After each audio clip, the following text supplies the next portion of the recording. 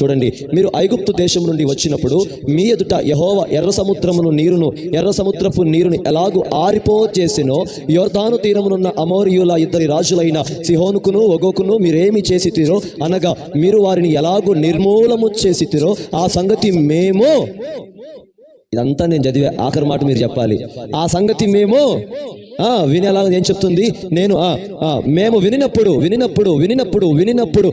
వినినప్పుడు పైన ఆకాశమందైనను క్రింద భూమి అందైనను దేవుడే మీ ఎదుట ఎట్టి మనుష్యులకైనను నిలుచుట ధైర్యము ఎంత మాత్రము ఉండదు.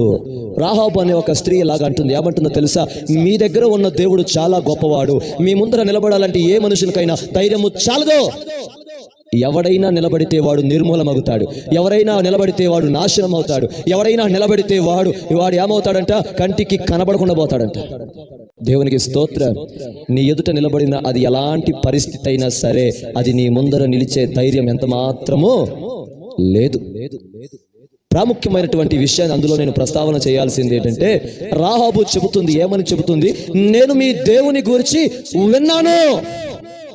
విని చెబుతుంది ఈ మాటలు, సాక్ష్యం ఇస్తుంది, విని చెబుతుంది ఈ మాటలన్నీ. అందుకే ఈ దినము ప్రభు ఒక మాటను జ్ఞాపకం చేశాడు. లూకా సువార్త, లూకా భక్తుడైనటువంటి భక్తుడు లూకా గారు రాసిన సువార్త 18వ అధ్యాయము 8వ వచన భాగం. ఆయన 2వ భాగం చదువు తల్లి, అందులో ఆయన దీర్ఘశాంతము చూపుచున్నాడు. చెప్పండి, ఏం చేస్తున్నాడు దేవుడు? ఏం చేస్తాడు చెప్పాలి. ఇక నాకు ఎంత మాత్రం శారీరకంగా ఏమాత్రం ఓపిక లేదు. నా స్వరం చూస్తే మీకు అర్థమవుతుంది. ఆత్మీయంగా ప్రభు నడిపిస్తే తప్ప శారీరకంగా భౌతికంగా నిలబడటానికి కూడా ఓపిక లేదు. ఇప్పుడు అట్లా కింద పడితే మాత్రం ఈ పాటను సాయంత్రం దాకా కూడా లెగుస్తానో లేదో కూడా తెలియదు. కేవలం పరిశుద్ధాత్ముడే నిలబెడుతున్నాడు. ఆయన మాట్లాడుతున్నాడు ఒక మాట. ఏమంటున్నాడు ఆయన? ఎలా ఉన్నాడు ఆయన? చెప్పాలి, అందరూ చెప్పాలి. ఎలా ఉన్నాడు ఆయన? దీర్ఘశాంతము కలిగిన వాడుగా ఉన్నాడు.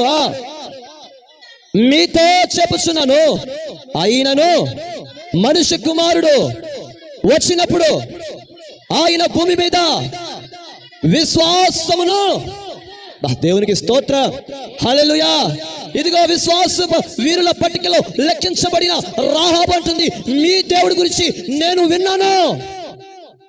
పైన ఆకాశం అందైనా కానీ కింద భూమి అందైనా కానీ మీ వంటి దేవుడు ఎవడు లేడు. మీ ముందర నిలుచుట ఏ మనుషునికైనా ధైర్యము చాలదో. నేను విన్నాను మీ దేవుడి గురించి. ఓ విశ్వాసురాలు మాట్లాడుతుంది, విశ్వాసురాలు కాదు, విశ్వాస వీరురాలు మాట్లాడుతుంది మాట. ఇప్పుడు ప్రభు అడుగుతున్నాడు, ఈ నూతన నిబంధన పునరుత్థాన కృప గడియలో